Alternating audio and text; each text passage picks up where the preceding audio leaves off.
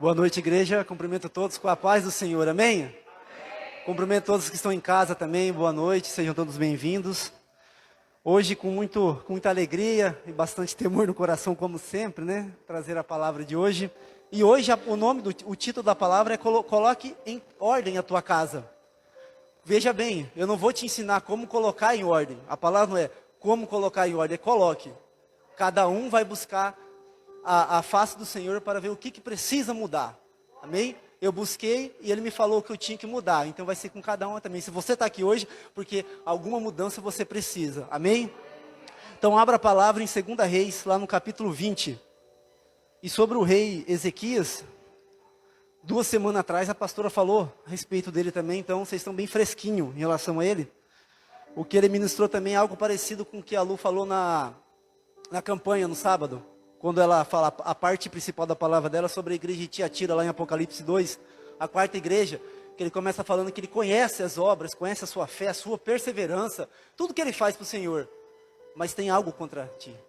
Ele também tinha algo contra Ezequias. Não é questão de Jezabel igual está lá não, tá? É relação a outra coisa, mas ele tinha algo. Porque tudo que a gente faz aqui, no altar presente para todos, fica mascarado. Ninguém sabe como que a gente em casa. Fica tudo mascarado o que a gente faz em casa. Somente a nossa família que sabe, ou até o próprio Senhor só. Mas o Senhor, quando vem com a sua palavra, em Hebreus 4:12, no final, que todo mundo conhece, né, que a palavra do Senhor é viva e eficaz, no finalzinho ele fala que ela também é boa, para discernir pensamentos e intenções do coração. Então você pode enganar qualquer um aqui, menos o Senhor. A mesma coisa aqui, na palavra do Senhor a respeito de Ezequias. 2 Reis, no capítulo 20, diz assim, a partir do verso 1, naqueles dias Ezequias adoeceu de uma enfermidade mortal. Veio ter com ele o profeta Isaías, filho de Amós, e ele disse, assim diz o Senhor, põe em ordem a tua casa, porque morrerás e não viverás. Então virou Ezequias o rosto para a parede, e orou ao Senhor dizendo, lembra-te, Senhor, peço-te, de que andei diante de ti com fidelidade, com inteireza de coração, e fiz o que era reto aos teus olhos, e chorou muitíssimo. Antes que Isaías tivesse saído da parte central da cidade, veio a ele a palavra do Senhor dizendo, volta e diz a Ezequias, príncipe do meu povo, assim diz o Senhor, o Deus de Davi, teu pai, ouve a tua oração e vi as tuas lágrimas, eis que eu te curarei, ao terceiro dia subirás à casa do Senhor. Acrescentarei aos teus dias 15 anos, e das mãos do rei da Síria te livrarei, a ti esta cidade, e defenderei esta cidade por amor de mim e por amor de Davi, meu servo. Disse mais Isaías, tomai uma pasta de figos, tomaram e puseram sobre a úlcera, e ele recuperou a sua saúde. Ezequias disse a Isaías, qual será o sinal de que o Senhor me curará, e de que o terceiro dia subirei à casa do Senhor? Respondeu Isaías, ver-te-á isto da parte do Senhor como um sinal de que ele cumprirá a palavra que disse, adiantar-se-á a sombra 10 graus ou retrocederá? Então disse Ezequias, é fácil que a sombra adiante 10 graus, tal porém não aconteça, antes retroceda 10 graus. Então o profeta Isaías clamou ao Senhor e fez retroceder 10 graus a sombra lançada pelo sol, declinante no relógio de Acais. Amém? Glória a Deus. Mais um prodígio aqui que somente o Senhor poderia fazer, igual aconteceu com Josué, né? Aquilo retrocedeu a sombra do sol, 10 graus. Que equivale a mais ou menos 40 minutos, voltou o tempo, uns 40 minutos aí, né? Então, contando com o que Josué fez, que parou ali o universo, ele parou, travou o tempo, durante aproximadamente 10, 12 horas, mais esse tempo aqui, nós temos aí uns 12, 13 horas de atraso, por causa de Ezequias e por causa de Josué. Amém? Glória a Deus. Então, realmente é algo que somente o Senhor poderia fazer, né? Inexplicável, né? Retroceder o tempo, retroceder a sombra do sol. E Ezequias, a palavra do Senhor diz aqui, tanto em 2 Reis ou 2 Crônicas, que fala a respeito, até Isaías também, no seu livro, fala histórias repetidas, tem aqui um sentido muito interessante, porque senão ele não seria repetido em 3 livros, né? Algumas histórias sobre Ezequias. Ele realmente foi um bom rei, ele teve um início de reinado muito bom ali, ele fez o que era reto aos olhos do Senhor. Só que ele não tinha uma referência de pai. Seu pai, o antigo rei, Acás, foi um perverso. Ele foi igual ou pior aos reis do reino do norte, né, de Israel. Que ali no reino de norte, do primeiro ao último, nenhum. Todos fizeram mal que era perante ao Senhor, todos. Só que Acás, ele foi um rei muito perverso. Então, Ezequias ali não tinha uma figura paterna. Mas mesmo assim, para o Senhor ele fez o que era bom, fez o que era reto. Só que quando a gente lê Isaías falando, põe em ordem a tua casa, eu entendo que o que o Senhor ministrou em mim, sucesso no reino, porém infelicidade na sua própria casa. Era algo muito difícil de compreender. Mas até eu acredito que um pouco devido a essa falta de figura paterna, porque lá em 2 Reis, no capítulo 16, se você puder voltar um pouco aí, falam um pouquinho a respeito de Acás, pai de Ezequias. 2 Reis 16, no verso 1 diz assim: no ano 17 de Peca, filho de Remalias, começou a reinar Acás, filho de Jotão, rei de Judá. Tinha Acás 20 anos de idade quando começou a reinar, e reinou 16 anos em Jerusalém. Não fez o que era reto perante o Senhor seu Deus, como Davi seu pai, porque andou no caminho dos reis de Israel, e até queimou a seu filho como sacrifício, segundo as abominações dos gentios, que o Senhor lançara fora diante dos filhos de Israel. Ele chegou a sacrificar o próprio filho, a demônios, ou a Moloque. E Salomão, um dos altares que ele ergueu foi a Moloque, por causa das concubinas e das esposas que ele tinha, daquele povo. Salomão foi um dos que levantou esse altar. E alguns, não só Acais, mas outros, queimaram o próprio filho. Por sorte, o próprio Ezequias não foi queimado, deve ter sido outro, obviamente, né? Porque o sacrifício, o culto a Moloque era uma coisa, realmente assim, você só de a gente conversar, falar como que era, é algo totalmente entediante, que você realmente dá vontade de chorar. Porque a estátua de Moloque era uma estátua de um homem, realmente como se estivesse sentado, e com a cabeça de boi ou leão, muda bastante, depende.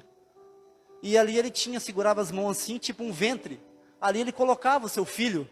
O problema é que embaixo tinha brasas, então ele era literalmente assado vivo. E em volta tinha muitos sacerdotes com tamborim, fazendo muito barulho, para que ninguém escutasse, né? Principalmente a mãe do guri, né? Escutasse ali os gritos do bebê chorando. Então era algo terrível que você não consegue imaginar, né? E temos algo parecido hoje em dia, né? Que o mundo hoje traz como aborto, né? É um sacrifício a Moloque ali mudado, né? Abortar a criança, né? Então, o mundo hoje só modificou um pouquinho a forma de matar a criança. Mas era algo muito horripilante mesmo, até de você escutar e imaginar isso, né? E o filho de Ezequias foi Manassés. Manassés foi tão pior quanto o avô. Ele também fez a mesma coisa. Ele queimou seu próprio filho, a Moloque. Então, Ezequias não tinha referência de pai, e também não foi um bom pai. Ele não deixou um legado para o seu filho, apesar do teu filho ter assumido muito novo, né? Avança um pouquinho, no capítulo 21, no verso 1 diz assim: tinha Manassés 12 anos de idade quando começou a reinar, ele reinou 55 anos em Jerusalém, sua mãe chamava-se Refizibá.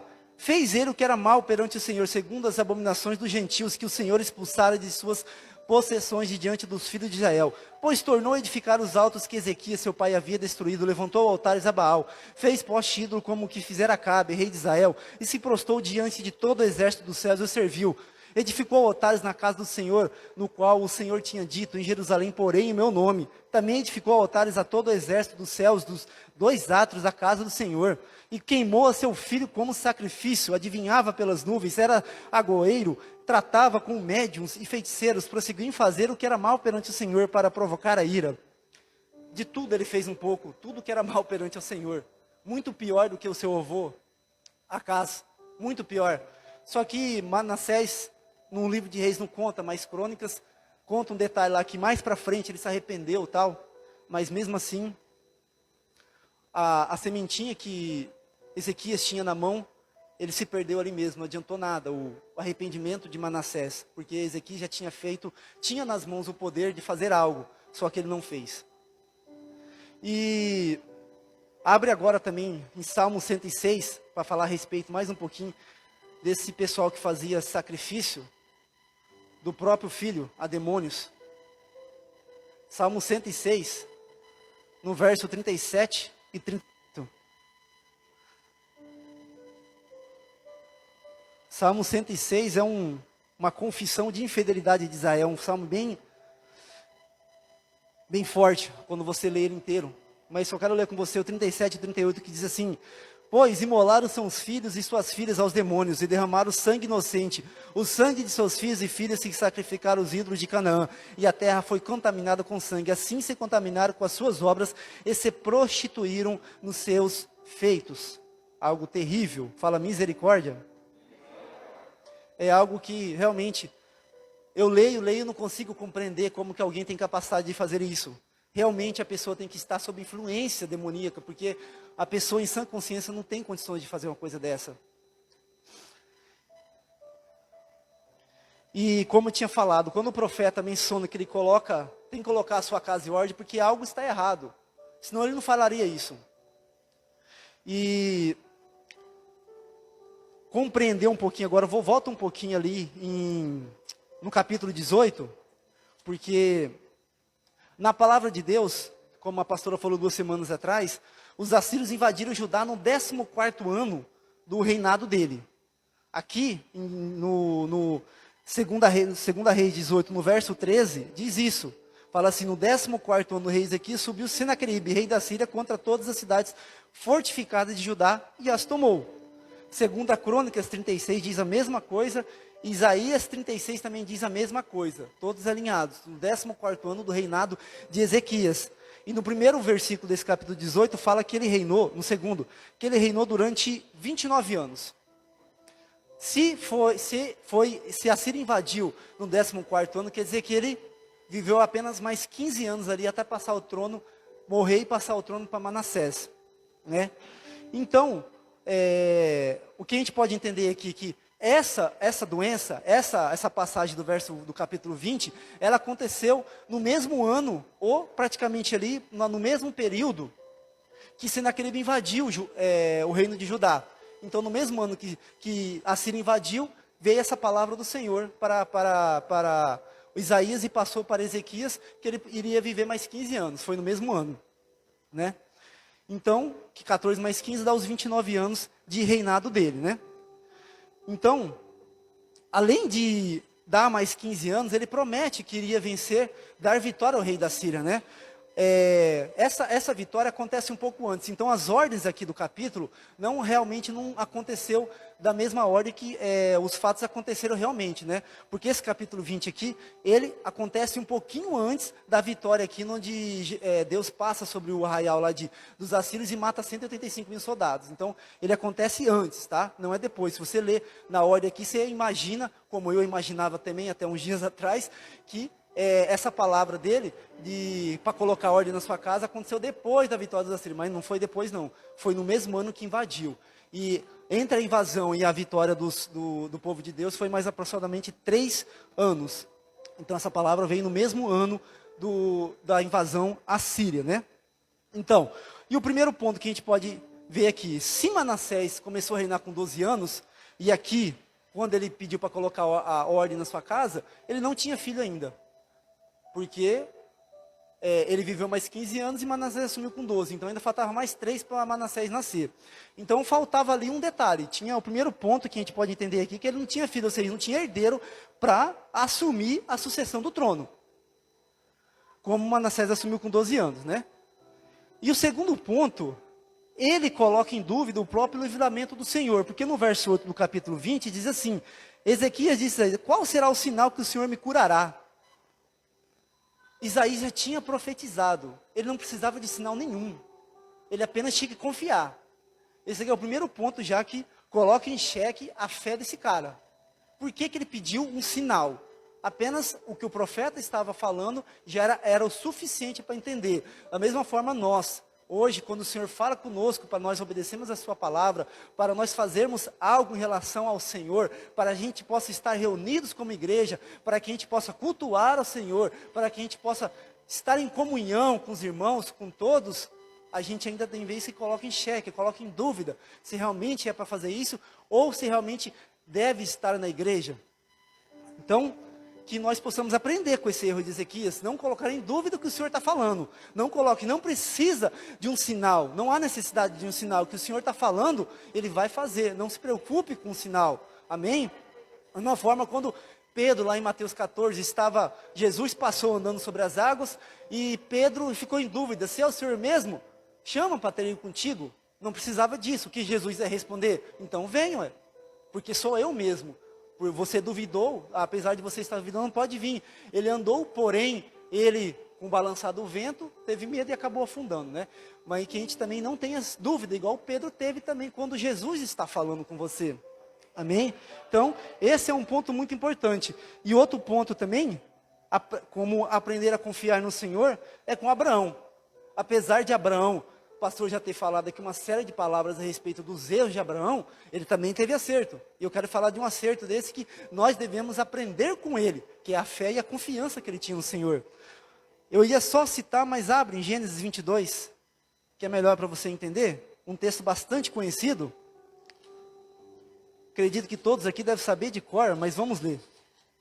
Gênesis 22 diz assim, a partir do verso 1. Depois dessas coisas, pôs Deus a Abraão à prova, ele disse, Abraão, ele respondeu, eis-me aqui. Acrescentou Deus, toma teu filho, teu único filho, Isaque, a quem amas, e vai à terra de Moriá. Oferece-o ali em holocausto sobre um dos montes que eu te mostrarei. Só um parênteses. Abraão já estava com mais de 100 anos de idade, né? Já estava velho, já, bem velhinho. Assim, eu acredito que Deus não precisava falar dessa forma com ele, não. Acho que só a primeira parte já era o suficiente, né? Toma teu filho. Já estava bom, já, mas ele acrescenta teu único filho. E acrescenta mais ainda, aquele que tu amas. É para quase matar o velho de coração, né? Mas tudo bem. Abraão era forte. Aguentou aqui.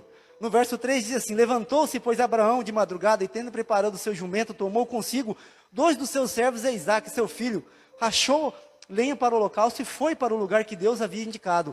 Ao terceiro dia, erguendo Abraão com os olhos, viu o lugar de longe. Então disse aos seus servos, esperai que com o jumento, eu, rapaz, iremos até lá, e havendo adorado, voltaremos para junto de vós.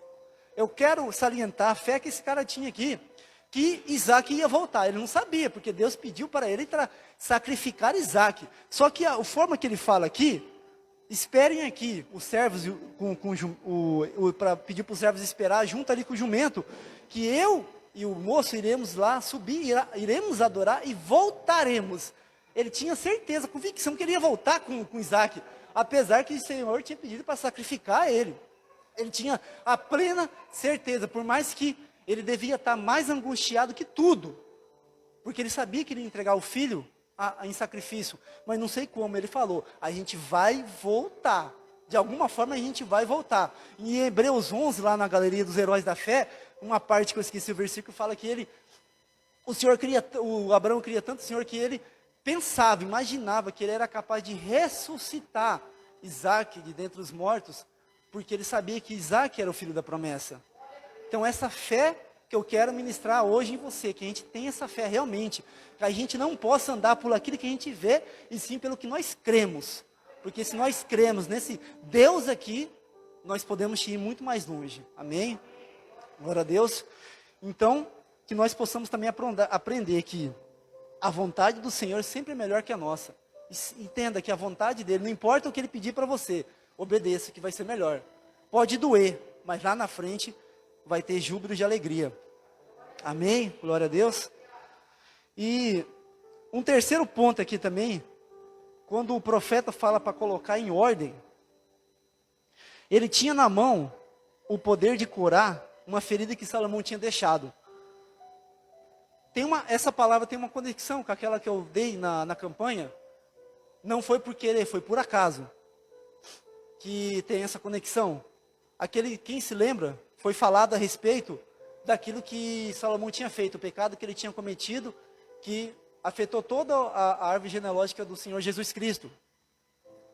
E, como eu tinha falado, para deixar bem claro, para ninguém esqueça, José e Maria era para ter vindo da linhagem de Salomão. Porém, por causa do pecado, Maria veio de Natã. Então, é bem simples, é só isso que eu quero que você entenda. Então, Ezequias aqui tinha na mão a semente, o poder de curar isso. Tinha o poder de curar isso. Quando o profeta fala, coloca a tua casa em ordem, ele tinha o poder de curar tudo aquilo que Salomão tinha feito de errado, e a semente voltar ali para a genealogia de Salomão. Ele tinha esse poder na mão. Só que infelizmente ele deixou escapar. Trazer de volta a semente de Jesus para a linhagem de Salomão, porém ele descarta. E 2 Reis, no capítulo 20, do verso 12 ao 19, só continuação do que a gente começou a ler aqui, fala assim: nesse tempo, Merodach e Baladã, aqui também ainda não tinha acontecido a vitória dos assírios, foi logo depois que Ezequias tinha sido curado, e o Senhor falou que prometeu vitória sobre os assírios. Então, a Síria ainda estava provocando Ezequias. Senaqueribe ainda estava provocando Ezequias. Nesse tempo, Merodach Baladã, filho de Baladã, rei da Babilônia, enviou cartas e um presente a Ezequias, porque soube que estivera doente. Ezequias se agradou dos mensageiros e lhe mostrou toda a casa do seu tesouro, a prata, o ouro, as especiarias, os óleos finos, o seu arsenal e tudo quanto se achava nos seus tesouros. Nenhuma coisa houve, nem em sua casa, nem em todo o seu domínio, que Ezequias não lhe mostrasse. Então Isaías, o profeta, veio ao rei Ezequias e lhe disse: que foi que aqueles homens disseram? E de onde vieram a ti? Respondeu Ezequias: de uma terra longínqua vieram, da Babilônia. Perguntou ele: que vieram em tua casa? Que viram em tua casa? Respondeu Ezequias: viram tudo quanto há em minha casa, coisa nenhuma há de nos tesouros que eu não lhe mostrasse. Então disse Isaías a Ezequias: ouve a palavra do Senhor. Eis que virão dias em que tudo quanto houver em tua casa, com o que entesouraram teus pais até o dia de hoje, será levado para a Babilônia. Não ficará coisa alguma, disse o Senhor. Dos teus próprios filhos que tu gerares, tomarão para que sejam eunucos no palácio do rei da Babilônia. Então disse Ezequias a Isaías: boa é a palavra do Senhor que disseste, pois pensava: haverá paz e segurança em meus dias. Amém? Quando eu li esse verso 19 há muito tempo atrás, quando Ezequias disse boa é a palavra do Senhor, eu pensei que era uma coisa boa, realmente, era uma coisa interessante, maravilhosa. Mas não, aqui ele se mostrou totalmente egoísta, prepotente, porque ele estava largando o seu próprio filho a Deus dará. Estava largando o seu próprio filho, sem nenhum ensinamento do como que ele deveria prosseguir no reino do Senhor, a governar o reino de Judá, né? Então, e quando esse pessoal da Babilônia veio para visitar, ele nem conversou com o profeta da época, que era Isaías, a respeito disso. Ele foi já mostrando toda a sua casa, todo o seu reino, mostrando tudo que tinha dentro da sua própria casa para um povo que nem conhecia. Ele nem sabia de onde que era, porque quando Isaías pergunta, veio de uma terra de longe aí. Mas o que ele estava interessado era mostrar o que ele tinha de poder. Ele não estava interessado no que o Deus tinha, o que o Deus queria fazer com ele. Ele estava interessado em mostrar o que ele tinha ali em suas mãos. Tudo que seus pais já tinham conquistado, que pertencia ao Senhor e não a ele, né? Então, o egoísmo de Ezequias, sua soberba, seu orgulho, que ao invés de dar crédito todo a Deus, porque o pessoal aqui ficou sabendo que ele estava doente, veio visitar, fazer uma visita para ele. E também ficaram interessados. Por quê? Porque ficaram sabendo que a sombra do sol retrocedeu 10 graus. E os babilônicos, eles eram muito ligados à arquitetura, esse negócio de engenharia. Então eles quiseram vir dar uma sondada também, né, para conhecer como que foi feito isso, né? Só que eles não sabiam responder, porque foi o próprio Senhor que fez, né? E então eles vieram para também saber como é que ele estava. Veio trazer até presentes e tal, né? Só que em vez aqui não mostra, em 2 Reis, daqui a pouco a gente vai abrir em Crônicas, ali mostra algo interessante desse mesmo assunto. Ele não dá crédito nenhum ao Senhor, pelo que o Senhor tinha feito com ele.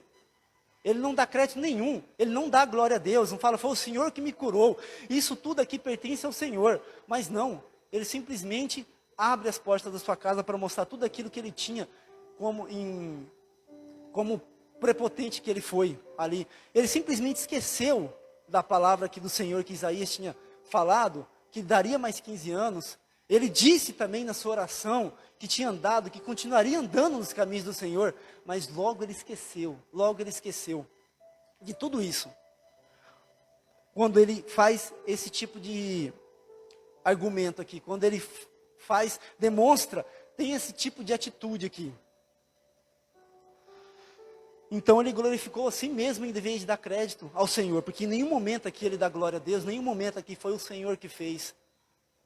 É tudo para ele. ele não dá crédito nenhum ao Senhor por causa de tudo que o Senhor tinha feito a ele. E em Isaías 38:15, ele promete, na versão que Isaías conta, no livro dele, ele promete andar com humildade, porque depois de tudo de que, entre o verso 1 e o 11, da doença dele, e que ele fala que retrocede a sombra do sol, no livro de Isaías tem uma oração que Ezequias fez, que não está aqui no livro de Reis e no livro de Crônicas. Ele promete andar com humildade todos os dias da sua vida. Ele fala assim na sua oração, lá em Isaías 38:15. Mas em seguida, ele fica orgulhoso após a sua própria recuperação.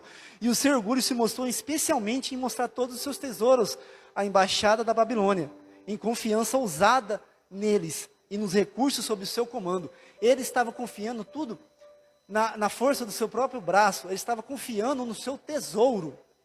Como se os tesouros dele pudessem fazer alguma coisa contra o próprio Senaqueribe, que mais para frente o próprio Senhor iria livrar ele das mãos, porque o Senhor havia prometido já. Por mais que ele se desviou dos caminhos entre esse tempo, o Senhor havia prometido. E que o Senhor promete, ele não volta atrás. Ele vai cumprir, ele cumpre. Mas ele cita aqui, no verso 6, defenderei essa cidade por amor de mim e por amor de Davi, meu servo. Teve vários reis que passaram, mas nenhum foi igual a Davi.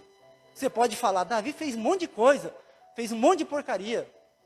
Só que ele é chamado de um homem segundo o coração de Deus por um motivo. Quando o profeta falava, quando a palavra vinha para ele, que ele estava em pecado, ele não argumentava com o Senhor. Ele não ficava questionando o Senhor, por que disso, por que daquilo. Ele simplesmente se ajoelhava e pedia perdão. Por isso, não teve nenhum igual a Davi. Nem o próprio Salomão, que apesar de ter sido o mais sábio, pecou contra o Senhor. E no livro dos Reis e tanto Crônicas, não mostra o arrependimento de Salomão. Talvez, nos livros que ele escreveu, Eclesiastes, ele tenha se arrependido na sua velhice, pela forma que foi escrito, até pela forma que ele começa falando no livro de Eclesiastes, que ele teve tudo, mulheres, teve dinheiro, teve joias, teve ouro, e depois disso tudo, ele viu que era tudo vaidade. Não valeu de nada tudo aquilo que ele tinha, nem a própria sabedoria dele, porque ele se desviou dos caminhos do Senhor.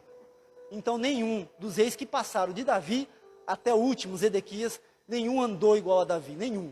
Por isso ele fala, todos os reis, tanto os reis de Judá, todos quando vai falar se andou reto ou não, e perante o Senhor, ele cita, igual a Davi, igual a Davi, igual a Davi. A palavra do Senhor não fala do antecessor, no caso de Ezequias. Ezequias andou segundo, reto, de segundo Acai, seu pai, não. Segundo a Davi. Então a Davi aqui é referência. Por amor a Davi, o Senhor faz isso. Amém? Glória a Deus. Agora sim, abre lá em 2 Crônicas 32, para complementar. Aqui lá em Crônicas, fala algo muito interessante, para complementar tudo isso aqui que falou Reis. O orgulho que ele teve, depois que o Senhor o curou. Esqueceu rapidinho que o Senhor tinha feito. 2 Crônicas, no capítulo 32. Em apenas 2 versículos aqui, o autor de Crônicas, ele fala como que mostra a face, o coração do verdadeiro Ezequias. No verso 25 diz assim, 2 Crônicas 32, 25. Ezequias, porém, se humilhou Desculpa, estava lendo 26, 25. Mas não correspondeu Ezequias aos benefícios que lhe foram feitos, pois o seu coração se exaltou pelo que ouvira contra ele, contra Judá e Jerusalém. Isso aqui é logo depois que o Senhor o curou. Que ele vem, o profeta passa uma pasta de figos na ferida, sara, e ele retrocede à sombra do sol em 10 graus. E logo em seguida acontece isso. Mas ele não correspondeu os benefícios que foram feitos. O seu coração se exaltou, ou seja, ele se orgulhou, esqueceu o que o Senhor tinha feito, como ele já estava bem, já estava bom, não estava mais ferido, já não estava mais doente, porque quando ele estava doente, ele estava lá pedindo para o Senhor que socorresse ele, mas depois que ele ficou bom, esqueceu rapidinho do Senhor. Muita gente faz isso hoje em dia, vem para a igreja, vem, aceita Jesus, quando já ninguém mais pode fazer nada, quando já está num buraco lá embaixo, já está na lama, aí é fácil aceitar Jesus, é fácil vir para a igreja, é fácil orar. Pede até para o pastor, vamos fazer campanha, vem orar aqui em casa. Mas depois que cura, depois que está bom, principalmente na área financeira, esquece rapidinho do Senhor. Foi assim que Ezequias fez. Exaltou o seu coração, esqueceu rapidinho dos benefícios que o Senhor tinha feito. Só que ele se arrepende em seguida. No verso 26 diz assim: Ezequias, porém, se humilhou por ter se exaltado o seu coração. Ele, os habitantes de Jerusalém, a ira do Senhor não veio contra eles nos dias de Ezequias. Porém, ele se arrependeu, só que logo em seguida vem a embaixada da Babilônia para visitar, fazer a visita para o Ezequias. E no verso 31 diz assim: Contudo, quando os embaixadores dos príncipes da Babilônia lhe foram enviados para se informarem do prodígio que se dera naquela terra, Deus o desamparou para prová-lo e fazê-lo conhecer tudo o que estava no seu coração. Ele já tinha sido reprovado anteriormente. Então o Senhor faz prova novamente, porque o coração dele não estava totalmente no Senhor. Então o Senhor faz prova novamente com ele e o abandona para ver qual que era realmente a intenção dele. E ele novamente, ele se orgulha, esquece novamente do Senhor. Como eu comecei falando aqui, que a palavra do Senhor, lá em Hebreus 4:12, no finalzinho fala que a palavra de Deus, ela também é boa para discernir intenções do nosso coração e também do nosso pensamento. Entendeu? Então, ela tem esse poder. O próprio Senhor pode sondar a gente. Você pode esconder de todo mundo, mas do Senhor você não vai esconder. Você não vai conseguir esconder. Todos aqui estavam pensando, Ezequias é o cara, ele está fazendo um bom reinado. Mas ninguém sabia que por dentro o coração dele já estava ficando longe do Senhor. Então é algo realmente que me fez pensar bastante. Quando ele fala, coloca a tua casa em ordem. Porque você não pode apenas ser um bom adorador aqui na igreja, porque até é fácil também adorar o Senhor aqui, né? Mas o problema é lá fora, na sua casa. Ensinar os seus filhos no caminho do Senhor, amar o seu cônjuge, estar junto com ele, marido estar junto, protegendo a esposa, esposa estar embaixo da proteção do marido, pai e mãe estar cuidando do seu filho, mostrando realmente o caminho que deve, os caminhos do Senhor. Porque o que Ezequias fez, o que a gente pode perceber, como Manassés tratou o reino, Ezequias praticamente não ensinou nada para o seu próprio filho, como conduzir o reino e andar nos caminhos do Senhor. Porque o que Manassés fez foi algo terrível, E infelizmente, o povo de hoje, o povo de Deus de hoje, que se diz de Deus, tem feito isso também. Em vez de ensinar os seus próprios filhos, eles preferem se preocupar com ele próprio, igual Ezequias fez quando falou, boa é a palavra do Senhor, que no meu tempo, no meu reino haverá paz, mas no meu filho, o problema é dele, ele que se vire. Isso mexeu muito comigo, porque cada vez estou mais preocupado com o futuro das crianças, o legado que a gente vai deixar para ela. Como que essas crianças, quando estiver adolescente, quando estiver adulto, irá tratar o reino de Deus, os assuntos do Senhor. Não podemos ser igual a Ezequias, de dizer, bater no peito, que aqui, no nosso tempo, haverá paz, que no nosso tempo, nós estamos andando com Deus, estamos fazendo a vontade do Senhor. Mas você, nossos filhos, se vira. Você vai buscar o Senhor do seu jeito, se vira. Não. O Senhor está levantando uma nova geração, que não será dessa forma. Que irá adorar o Senhor, o Espírito em verdade, e será luz dentro da própria igreja. O Senhor já tem falado isso há muito tempo, através do nosso profeta. Então que nós possamos ensinar todos os caminhos para os nossos filhos, literalmente. Maridos, que vocês realmente sejam cabeça da sua casa, e proteja a sua esposa, ore com ela, esteja ao seu lado. E esposa, esteja com seu marido, esteja ao lado dele, debaixo da proteção dele. Não se rebele contra ele. Amém? Glória a Deus. Isso é algo que veio realmente, literalmente, no meio da minha fuça. para dizer literalmente para você entender. E mexeu muito comigo. E eu tento colocar isso em prática. Não estou dizendo para você que o que aconteceu comigo é exatamente a ordem que você tem que colocar na sua casa. Deus fala com cada um de outro jeito, pode falar de uma forma diferente. Porque a palavra aqui não é para marido, esposa ou filho. É para quem é mãe solteira, é para quem mora com os pais, para quem não é casado, para quem é solteiro, é para todo mundo. É para todo mundo. É para todo mundo. Você é solteiro, mora com seus pais, respeitem eles. Se ele ainda não é convertido, que você seja a mudança que precisa para que ele possa conhecer ao Senhor. Amém? Glória a Deus. Então, que realmente, com esse exemplo de Ezequias aqui, ele tinha o poder na mão de voltar àquela semente que Salomão tinha destruído, só que ele também descartou. Quando ele fala isso, que bom que no meu tempo haverá paz. E ele esquece da sua própria família. Ele não colocou a casa em ordem como o Senhor havia ordenado para colocar. Que nós possamos deixar realmente um legado, ensinando as futuras gerações a adoração verdadeira ao Senhor. Porque senão estaremos condenando essa futura geração a cometer pecados e viver afastados do Senhor, assim como Manassés fez.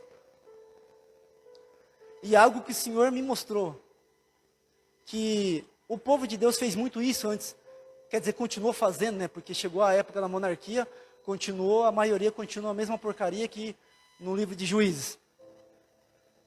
Na época de Moisés e Josué, eles tiveram muito sucesso, foram homens que realmente seguiram os caminhos do Senhor. Mas depois da morte de Josué, o povo ali ficou meio sem seguir uma direção. Eles precisavam de um líder, precisavam de uma direção. Porque se não tivesse nenhum líder, por isso que aconteceu muitas vezes em Juízo, o povo dispersava, adorava outros deuses.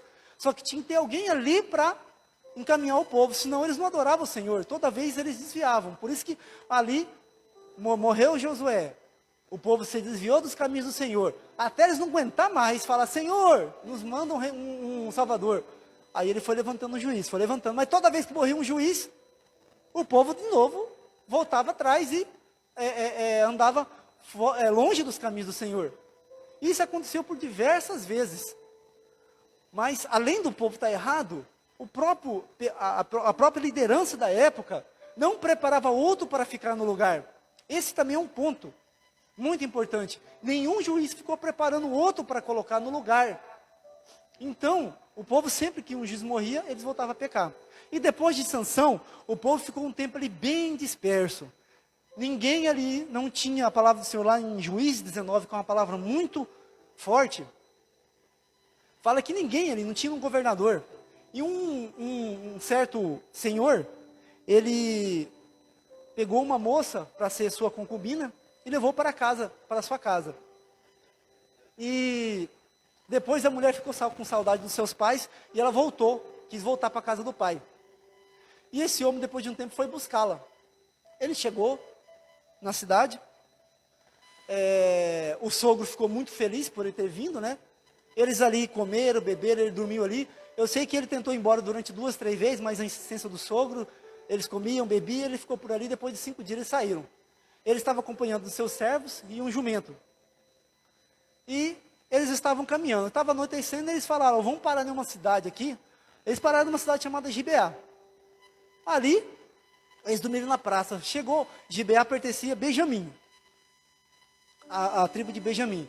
Chegou um senhor, estava passando pela praça, viu aqueles caras conversar, falou, não, vocês podem ficar em casa, porque eles não tinham achado nenhum hotel, nenhuma hospedaria para que eles pudessem ficar.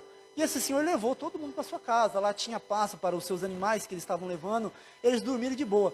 Mas um povo muito rebelde de Benjamim, chegou na porta da casa desse homem, e lembrou muito idêntico, aconteceu lá em Gênesis 19, em Sodoma, na casa de Ló, quando os anjos estavam lá também.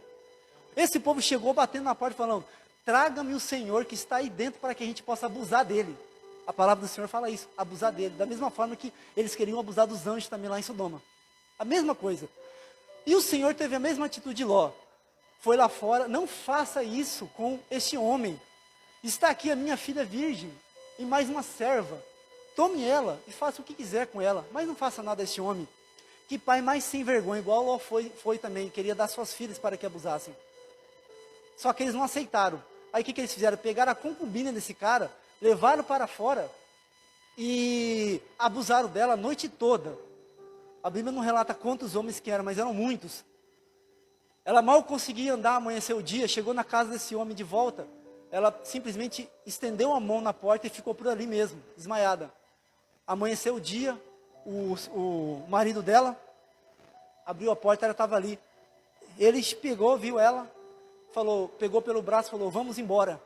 Ela não teve reação, ele pegou ela, colocou no jumento e levou para sua casa. Chegando em casa, no final do capítulo 19, diz assim, que ele pegou um cutelo, matou a concubina, dividiu em 12 pedaços e enviou um pedaço para cada tribo.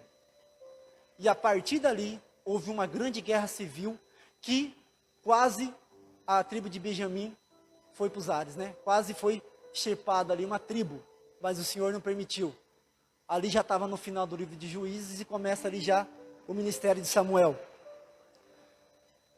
Esse é o legado do pecado. Esse é o legado de você não ensinar os seus filhos, as futuras gerações. Moisés falava em Deuteronômio, ensinando aquele povo que nasceu no deserto, porque levantou uma nova geração. Não canse de ensinar os seus filhos.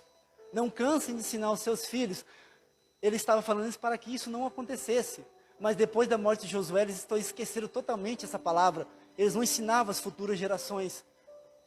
E aconteceu isso. Esse é o legado do pecado. Esse é o legado do que pode estar acontecer se a gente não levar isso aqui a sério, irmãos. Então, o que eu tenho para dizer hoje, para finalizar? Coloque a tua casa em ordem. Ore ao Senhor e busque o que você precisa mudar. Não há nada que esteja tão bom que o Senhor não possa melhorar. Se você acha que está bom, procure para melhorar. Eu sei que alguma coisa não vai estar boa, mas se você acha que está bom, mas procure o Senhor para melhorar. Porque alguma coisa sempre tem para melhorar em relação ao Senhor. Em relação ao tratamento com a sua família, em relação ao tratamento com o seu cônjuge, em relação ao tratamento com os seus filhos. Amém? Glória a Deus. E principalmente aqui na igreja, em tratamento com os seus irmãos. Amém? Que você seja aqui na igreja, também na sua casa. Que você seja um espelho da sua casa. Que você realmente possa ser um verdadeiro adorador da sua casa e trazer esse sentimento aqui para a igreja, para o altar do Senhor. Amém? Glória a Deus. Essa palavra que eu tenho hoje para você, que você possa ficar de pé. E realmente é algo que mexe conosco quando a gente foca sempre na parte boa daquele rei, daquele indivíduo da Bíblia. Mas depois que você começa a buscar o Senhor, Ele começa realmente a trazer revelações, algo que está escondido na palavra, para que você possa aprender e ver que nem tudo é aquilo que você está vendo, que por trás, às vezes tem uma máscara, que somente o Senhor pode tirar e te mostrar. Que as máscaras possam realmente cair e nós possamos ser verdadeiros aqui na nossa casa. Amém? Glória a Deus, feche seus olhos, comece a buscar o Senhor, comece a agradecer a Ele, Pai, por essa palavra. E comece também a pedindo, Pai, como você pode mudar, Pai, como você pode colocar a ordem na tua casa, o que você precisa fazer, você e Deus.